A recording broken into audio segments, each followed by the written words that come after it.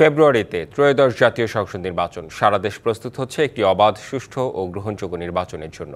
কি ভাবছেন সাধারণ মানুষ থেকে শুরু করে আগামীর জনপ্রতিনিধিরা, সে কথা জানাতে ডিবিসি নিউজের ইলেকশন এক্সপ্রেস ছুটে যাচ্ছে সব সংসদীয় আসনে। এখন রয়েছে সংসদীয় আসন 89, যশোর 5-এ। স্বাগত জানাচ্ছি সিএসআরএম ডিবিসি ইলেকশন এক্সপ্রেসে। আমার সঙ্গে এই মুহূর্তে যুক্ত আছেন মনিরামপুর উপজেলা জাকের পার্টির সভাপতি। কথা বলবো, জানার চেষ্টা করবো আগামী নির্বাচনে তার কি মতামত, তিনি এই আসনটি থেকে লড়াই করার চিন্তা ভাবনা করছেন। স্বাগত আপনাকে সিএসআরএম ডিবিসি ইলেকশন এক্সপ্রেসে। দল আপনাকে সম্ভাব্য প্রার্থী হিসেবে কেন বেছে নেবে, কিংবা আপনি কেন যোগ্য মনে করছেন নিজেকে? সর্বপ্রথম আসলে ধন্যবাদ জানাই ডিবিসি আরএসএন থেকে। এবং আসলেই মূলত দল আমাকে বেছে নিচ্ছে এই কারণেই যে আমি প্রত্যেকটা ইউনিয়নে এবং যেভাবেই জাকের পার্টির মনোনীত যে প্রার্থীরা যা কিছু চাচ্ছে এবং যেটা সামনে আমরা দেখতে পাচ্ছি যে মানুষের ভালোবাসা, জাকের পার্টি প্রেম প্রীতি ভালোবাসা দিয়েই তৈরি। আর এই জাকের পার্টি প্রত্যেকটা ইউনিয়নে আমরা বিগত 27 তারিখে বিশাল জনসভা করেছি। সেই জনসভায় যে মনিরামপুরবাসী যেভাবে সাড়া দিয়েছে তাতে, এবং 17টা ইউনিয়নে যেভাবে আমরা জনসভা করেছি তাতে যে সাড়া পেয়েছি, তাতে ইনশাল্লাহ মনে হয় যে এখানে প্রতিদ্বন্দ্বিতা করা যাবে। শতভাগ আমি নিশ্চিত যে প্রতিদ্বন্দ্বিতা করতে পারবো। এবং মহামান্য চেয়ারম্যান মহোদয় যেটা আদর্শ কেন্দ্রিক দল সৃষ্টি করেছেন, সেই আদর্শ দিয়েই আমাদেরকে তৈরি করে নিয়েছেন। এবং মহামান্য চেয়ারম্যান মহোদয় উনি ভেবেছেন যে হয়তো আমাকে দিলেই এই মনিরামপুর থানায় আমি জয়যুক্ত করে গোলাপ ফুলকে সামনে এগিয়ে নিতে পারবো। গোলাপ ফুলকে বেছে নেবে কেন? কি করেছেন এই আসনটিতে, বা সাধারণ মানুষ যারা আছেন তাদের জন্য কি করেছেন? গোলাপ ফুলকে বেছে নেবে এই কারণেই যে আমরা দীর্ঘদিন, আজকে 36 বছর আমরা এই মনিরামপুরে 17টা ইউনিয়নেই এভাবে মানুষের কাছে দাঁড়ে দাঁড়িয়ে যে প্রত্যেকের বাড়িতে বাড়িতে যে গোলাপ ফুলের সুবাস পৌঁছাই দেওয়ার জন্য চেষ্টা করছি এবং তাদের ভালোবাসা অর্জন করার জন্য চেষ্টা করেছি।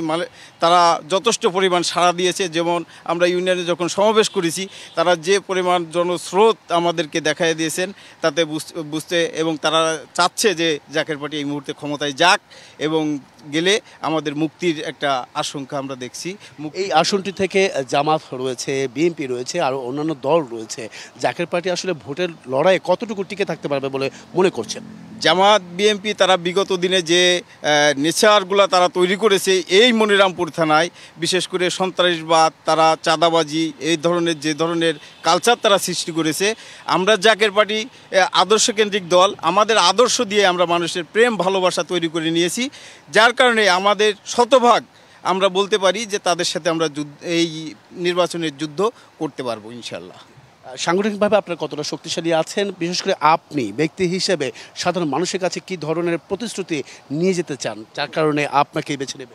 সাংগঠনিকভাবে আমাদের 17টা ইউনিয়ন এবং একটা পৌরসভা, এই 17টা ইউনিয়নে আমাদের সাংগঠনিক ওয়ার্ড পর্যায়ে কমিটি আছে। আমরা সেই কমিটি নিয়েই আজকে সমাবেশ করছি এবং এই মনিরামপুরবাসীকে, বিশেষ করে এই মনিরামপুরবাসী এই কৃষিপূর্ণ একটা কৃষি জাতি, এই কৃষি দিয়েই আমরা যেভাবেই সেন্টিগ্রেড, বিশেষ করে সার, কীটনাশক এরগুলি যে অবস্থান তৈরি করেছে, আমি ক্ষমতায় আসলে এবং আমার জাকের পার্টি যদি জয়যুক্ত করতে পারি ইনশাআল্লাহ, তাহলে আমরা এই সেন্টিগ্রেডগুলোকে ভেঙে দিয়ে আমরা কৃষিপণ্যকে সামনে অগ্রসর করব, তাহলেই মনিরামপুরবাসী বাঁচবে। সেক্ষেত্রে যারা সনাতন ধর্মাবলম্বী যারা আছে তারা কি আসলে বেছে নেবে কিনা গোলাপ ফুলকে? ধর্ম অবলম্বী অবশ্যই এই মনিরামপুরে প্রায় 30% সনাতন ধর্মের লোক আছে। তারাও সাড়া দিয়েছে, যথেষ্ট পরিমাণ সাড়া দিয়েছে যে আমার গোলাপ ফুলকে তারা বেছে নেবে, কারণ তারা বিগত দিনে বিভিন্ন পর্যায়ে লাঞ্ছিত বঞ্চিত হয়েছে।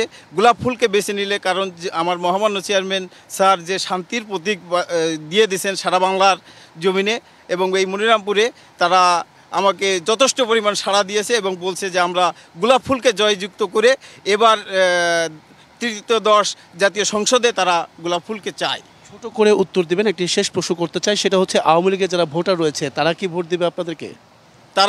তাদের কাছে আমি ভালোবাসা পৌঁছাই দিয়েছি। ভালোবাসা, আমার জাকের পার্টির ভালোবাসা আমি পৌঁছাই দিয়েছি।